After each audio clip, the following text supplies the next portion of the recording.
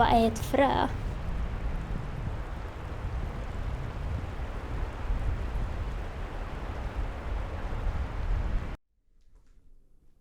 So can you describe the atmosphere of this place, the feeling that it invokes? I'd say the landscapes here are just really inspiring. They're on such a massive scale and they're so beautiful, but at the same time they've got a kind of a harsh edge to them, which makes you feel like you are kind of somewhere very different, somewhere, you know, a bit extreme.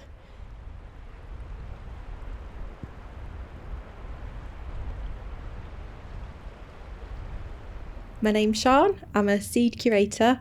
I work at Wakehurst, Kew's Wild Botanic Garden.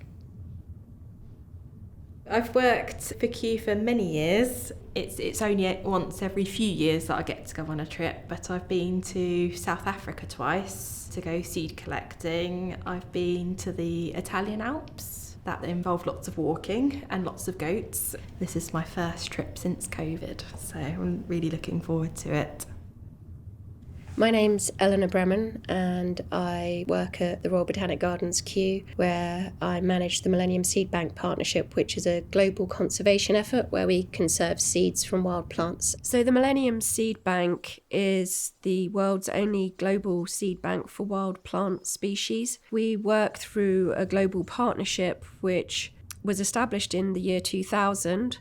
And since then, we've worked with around 100 countries and territories to help them conserve their native flora, to increase the capacity in country to do so, and to really elevate the status of seed conservation as a method for conserving plants. So we're going to be heading to Arctic Sweden, and we're going to be collecting some seeds for a project which is trying to conserve Arctic plant diversity.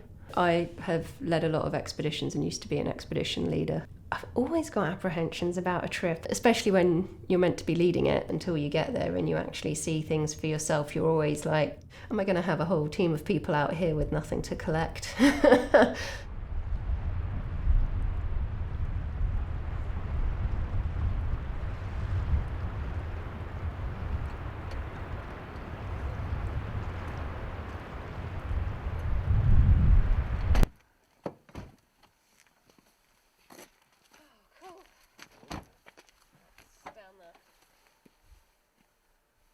It's heavy. I mean, it is. Thanks. Okay. Mind your head, Sean. Yeah, watch out that boot. So it's well past midnight now. So we've just arrived here at the research station, which is for scientists visiting the area to investigate the impacts of climate change in the Arctic.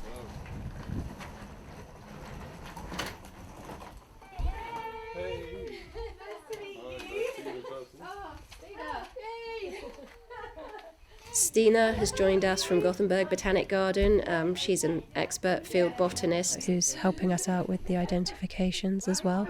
So it's great that she and Neil are here on the same trip. My name is Neil. I'm part of the Alpine team at Kew Gardens, where I look after the collections in the nursery and also on the rock garden.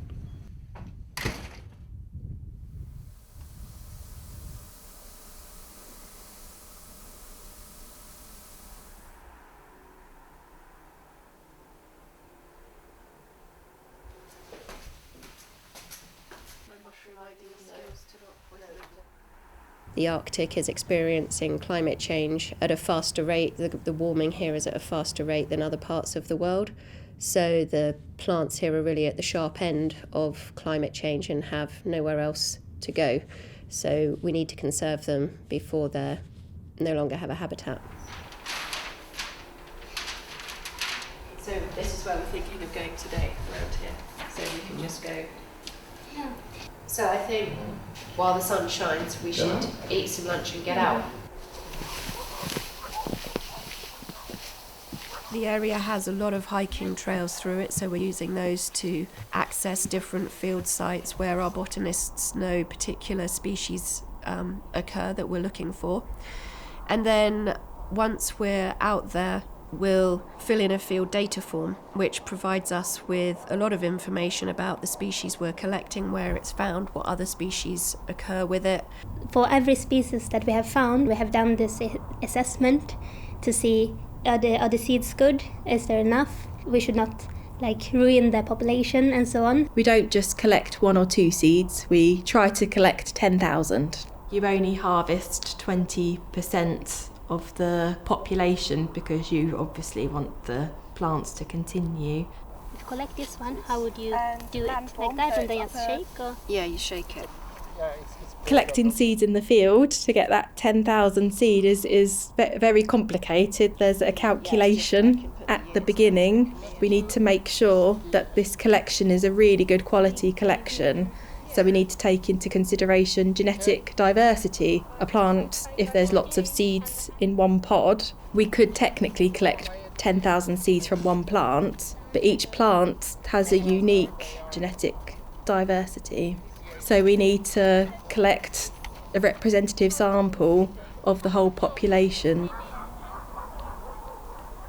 Most of the plants we're interested in are tiny, but it's amazing once you actually get down to their level, this whole other world opens up for you and you can just see a world in miniature. You're entering into this different space and you can see the interactions of these plants and the conditions that they're experiencing. And when you're down at eye level, the smallest plants can look like you're going through a forest.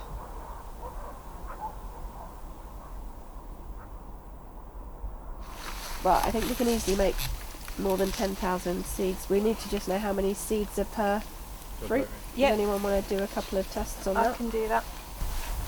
2, 3, 4. Yeah, I've got 7. Did you have the coordinates? Shall I? Yes. Yep. Latitude. I'm normally in an office and behind a computer for 8 hours plus. So just ignoring emails and forgetting that world exists and really focusing on where you are and is a pleasure. How do you spell Judas?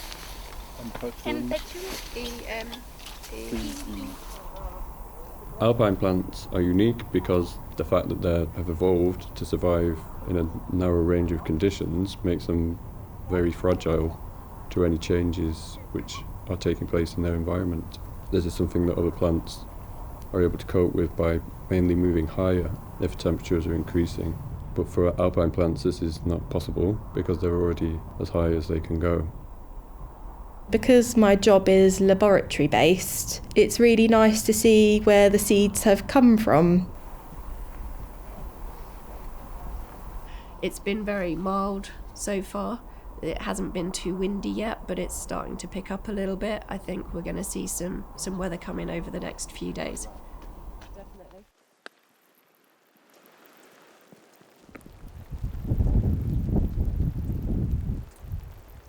I think primarily a seed is a vehicle for plants to move through time. The plant communities here have been here for thousands of years, and one of the reasons for that is they've been able to move and propagate themselves through time with the seed. I think my favourite definition of a seed is that it's a tiny plant in a package. It's got everything in there that the new plant needs to grow. It's this package with a baby plant with some food, and then that it has this protecting coat around it. So it's really a package of life. Today we are starting from Riksgränsen, heading north, looking for some plants to collect seeds from. Moira is Sweden's preeminent Arctic botanist, so we really couldn't be in better hands, and he's helping us find some fantastic locations to collect seeds from. It's a rather harsh landscape, as it is one of the parts in Sweden that has the longest snow cover in the winter.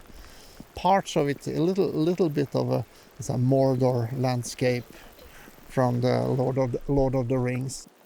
But as the vegetation season gets longer and longer because of the climate change today, it gets greener and greener. And that's something I have seen during all my years. I think I would describe Mora as a walking encyclopedia of all things Arctic botany, which makes him sound rather dry, which he is completely not. He's a really fun character with a great sense of humour. This is my 44th year I'm here, so I was here first time 1980, and since then I have visited nearly yearly. Now the last 5-10 years, even the vegetation has started to change, and change rapidly. So far, mainly in a positive way, that many species that perhaps sat seed each 5 or 10 or even 20 or sometimes 100 years, they more or less recruit every year now. The really problematic thing we start to see now is the mismatch between the plants flowering and the pollinators' appearance, as it's also more unpredictable when the spring is starting, when the really warm period is, when the rain is coming. That gives, of course, a risk. In these two, I've collected 50 fruits. I'm aiming for 2,000, so I have to stop at whatever that calculation is. So then we'll know if or when we're getting close to our target.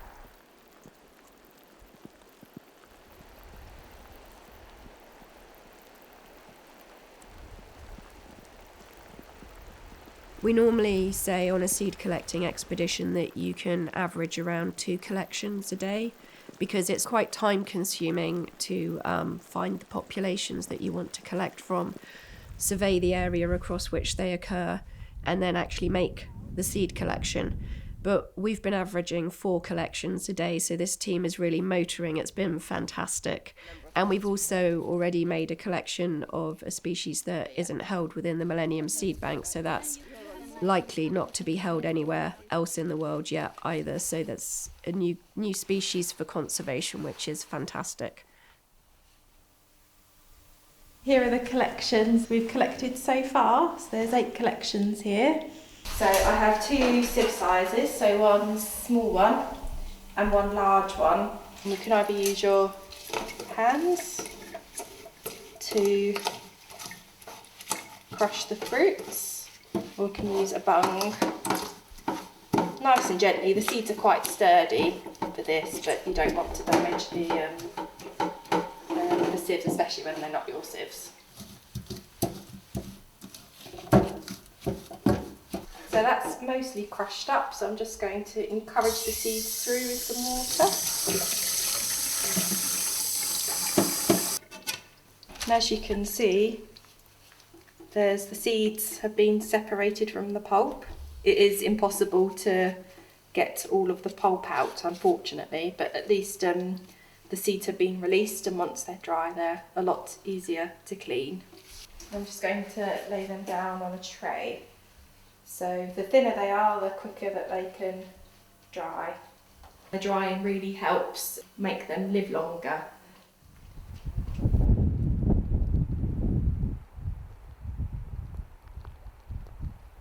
Tomorrow we will take a hike up to the research hut in Kärkevagge. It's a rather secret place, as it's very well hidden among those large boulders. Because of the geology there and the microclimate, you're going to find some slightly different species to the ones that we've been finding at the sites that we visited so far. And Moira has also done surveys there last year for crop wild relatives, and those are some of the species that we're going to be targeting for collection. So should be a really interesting site for us, I think. The forecast for Tuesday and Wednesday look a little bit worse. I will say that was could be rather much rain, but it depends a little bit on the winds, how it goes, because we are just on the border between the real bad weather and rather good weather. So.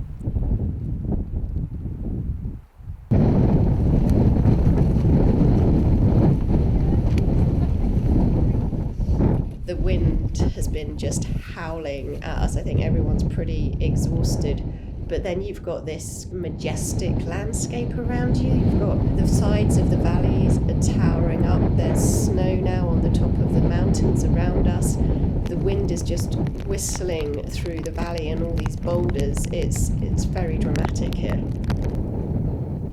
Many of the plants around here, they are evolved as survivors, so they are the tough ones.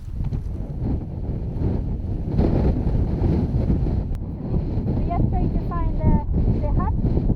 So we are looking at the map here, and then we can see the dot where we are, and we can see the Lake Trollsjön up here, and that little square is the hut we are looking for. So it's still a few hundred meters, and then to the right.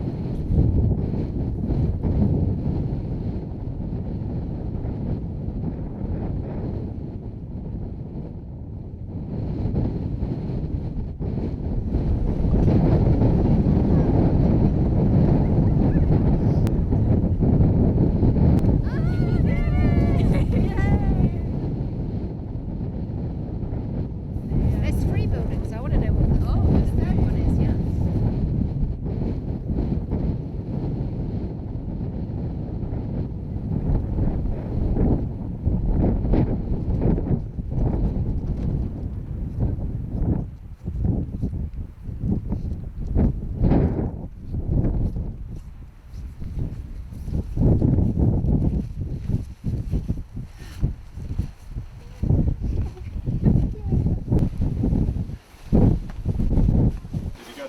On the floor. Yeah. Center space. It could even be like we see it's cozy. Very cozy. The house key is going, Yeah, top shelf, next to that reindeer. next to and the we can reindeer. even We can hang it off the little hook here. Oh, nice little table and everything. Reindeer's well, lost this his could be the antlers. best. So the hut where we're staying is quite rustic but also charming. It seems like it's been stuck in a time warp from, I don't know, like the 70s or something. But there's 6 bunk beds over to one side, and then a table area with some stools for seating.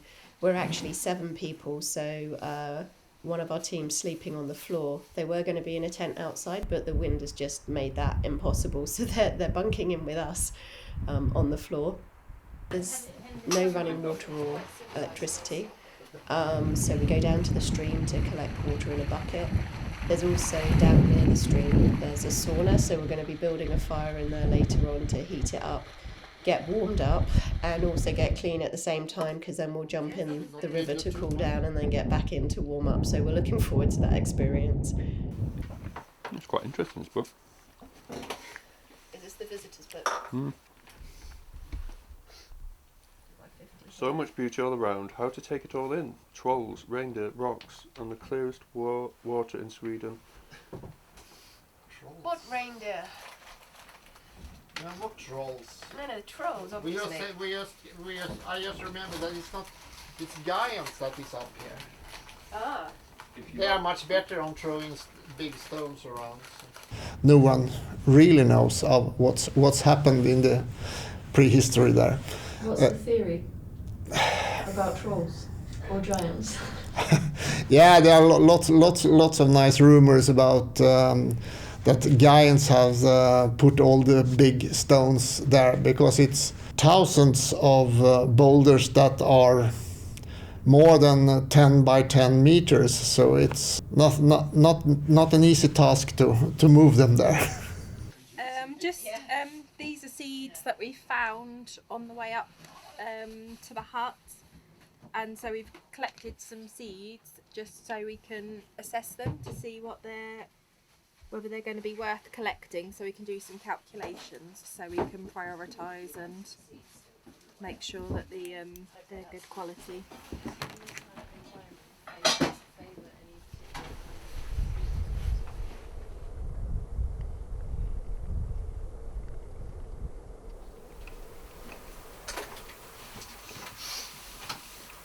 We had a really harsh first night when there was more than a storm really. Wind in the night meant that you couldn't really open the door without it almost flying off its hinges. And in the case of the toilet, it did fly off its hinges. That was an experience. So we're going to go out from the hut today and head up towards the lake, and we'll have a look what we see on the way up there, and then I think we should find some different species when we get up there because we haven't been up to that altitude before. So we'll have a scout around, make some collections and see how we go. These conditions are exactly the kind of conditions that alpine plants have to withstand, which makes them extremely unique. Collecting at Carcavoga was definitely a challenge. The temperatures were 1 or 2 degrees and driving rain for hours on end.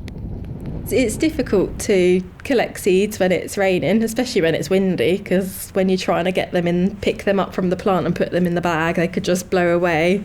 So that's not ideal. But yeah, the rain it's not really much fun being wet and cold, is it really? I would say that fieldwork is one of my best moments when I'm working. Like, to really be out in the field the whole day, and you are looking for something, you're really doing something with your hands and with your body, and to also just to see the plants that you're working with out in their natural habitat. That's really a nice thing.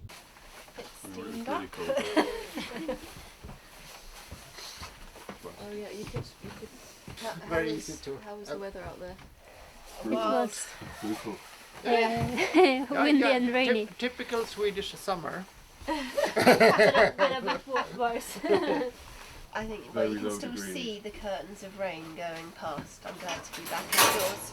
It wasn't snowing on us, but the snow's on the top of the mountains, and I reckon we're going to have some more tonight. Yeah, there was Probably some forecast on that. That's much above freezing here. So, No. Certainly didn't feel much above freezing. I've got 2 fleeces, 2 thermals, another top, and a waterproof coat on, and I was cold. Today has been wet and wild, I would say.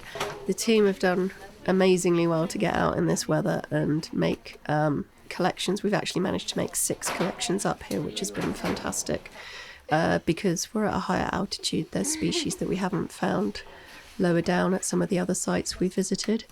But we have literally been crawling along the ground in a deluge. So everyone's waterproofs have had a full workout today.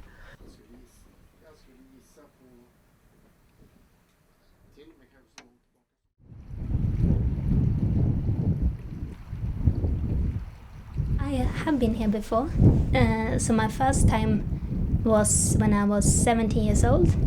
So back in 2005. Then I was going up here to Abisko with my parents. I was lucky and I had family members that was really into nature. So my grandmother and my parents as well, they showed me the plants that we were looking at when we were out in the forest, and I thought that was fun to know what I had around me. And then when you go out again, it's like, oh, hello, little empetrum. It's like they're becoming your friends. We have to safeguard biodiversity. It's obvious. And I mean, since we cannot protect everything in nature, we have to do something more, and we have to do it fast. If we don't have the species knowledge, everything turns into a green mess. One of my missions is to try to talk more about species and the importance of species knowledge, because botanists, they are really under threat. We really need people that has the species knowledge, and we need them now. So then education then it's very important, and it's very common that young people, they know more brands than they know plant species, for example. So if you give them a paper with some brands, they are like, okay, this is this and this and this and this, and then you give them a illustration of some common tree species, for example, with the leaves. They are like, maybe this is a maple tree. And then it's like, I have talked to some teachers that are teaching younger people, and they are like, we want to have more species knowledge, because if we don't have it as a teacher, then we cannot really teach the kids. So that's why we need we need to talk about plants in general and make people inspired.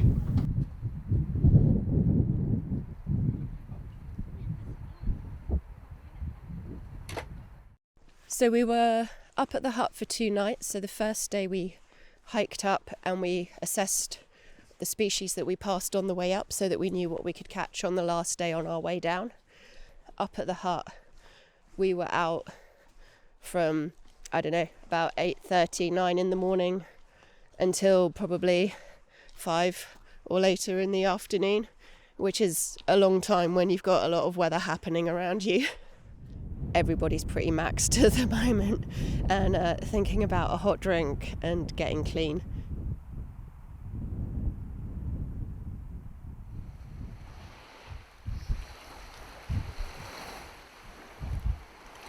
Today we're taking a boat across the lake to a new site, but that meant a very early start for everyone. So we're all feeling a little bit jaded this morning. Yes, this is like a normal morning for me. So I'm trying to catch the boat or the ferry. So I'm just in a hurry as usual.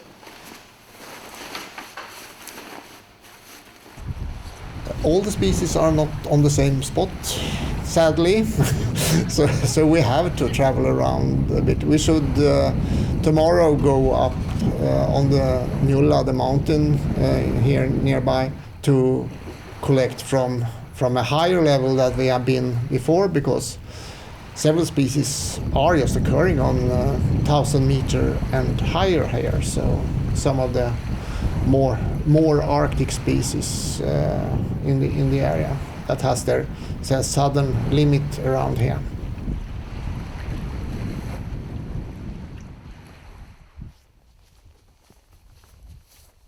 Two in 5 plants are currently threatened with extinction, which means we're going to lose them unless we do something to protect them. The Millennium seed bank, it uses science to provide hope, I think. We currently hold species that are already extinct in the wild. So because we have those seeds, it means they're not extinct completely. So we've prevented extinction. And it's only by working collaboratively internationally that we are ever going to get a handle on any of these large-scale challenges such as biodiversity loss and climate change. What's my hope for the future? My hope for the future is that we can somehow get the message across to young people and people in power that the natural environments everywhere in the world are worth protecting and taking action in order to do that. And part of that is making sure that the voices of scientists are heard and understood. I think my hope for the future is that, governments will start to take biodiversity loss and climate change seriously. I think there's a lot of talk at the moment, but not enough action and funding. And I think that, it's only if we really all decide to draw together that we're going to make an impact. We saw through the global pandemic recently that when there is a need, resources can be found and people can be mobilised and change can happen. And I think we need that kind of urgency to address these issues. As we are the reason for the climate change, we also have a duty to save what we threatened because of our emission of carbon dioxide that changed the climate. Humans are not the only creatures, organisms on Earth, but we are destroying a lot. One thing that I encourage you to do is to start looking what you have around you. So it can be just out on the street, start looking, do you have any plants there? Is there anyone else there than you and other humans? And I think if you just start looking, you will see many more organisms, and that will make your life, at least I think, more fun. It's really nice to see where the seeds have come from. We just receive seeds in packets. I think it's almost humbling with what the person has had to have gone through for this seeds to arrive in. And I think you definitely have a lot more empathy when you have a collection where there's not many, and then you realise, someone's probably climbed on a rock face to get that. The goal for this trip was to collect 30 species, and we've completely smashed that. We've managed to collect 50, which is exceptional. Normally on a seed collecting trip, you'd expect to maybe make 2 collections a day. But yeah, sometimes we were making 8 in one day, which is phenomenal. Conservation always comes down to people. Unless you have the people with the expertise and the enthusiasm and the understanding of the need, you're not going to achieve the outcomes that we've achieved. So yes, the 50 collections is amazing, and I'm really proud of that, but we would never have got there without this team. I know it sounds cheesy, but I think I'm just proud of the team really and what we've achieved, and I'm proud that we've had fun and enjoyed it along the way too. I feel the same. It has been really fun. And today, after the last collection, I felt a bit like empty. Yeah. Same here. I think it has been really nice to hang out with a team from Kew. I have learned so many new slang words. I get a bit hungry often. So then, if you need a little something, I have learned that I can say that I'm peckish. Okay, guys, I think I'm getting a little bit peckish. Tea break? Tea break. So we were just sitting by the bonfire, and I noticed at the corner of my eye a faint green haze, and it does look like it is the Northern Lights. It's quite subtle at the moment, but I think the cloud cover is supposed to improve a bit later. So I think, we'll try and stay up for another hour or two to see what happens. The work has just gone amazingly during this whole trip. Everyone's really pulled together and played to their strengths, and it's meant that we've made a fantastic 50 collections, many of which are not in ex situ conservation already, so new to the seed bank. The seeds have now been packaged up. I've got them all in my bag. They've been divided between 4 different programs, so some are going to Nordgen here in Sweden for storage. Some will go to Gothenburg Botanic Garden, where they're just starting to form a wild plant seed bank. Some are obviously coming back to the Millennium seed bank at Wakehurst for Kew. And then we're also supporting a further research programme looking at climate change across the Arctic, along with researchers all around the world. It feels amazing to have this precious cargo in my bag as I'm leaving here, and I just feel incredibly proud of the team and very privileged to have had this experience.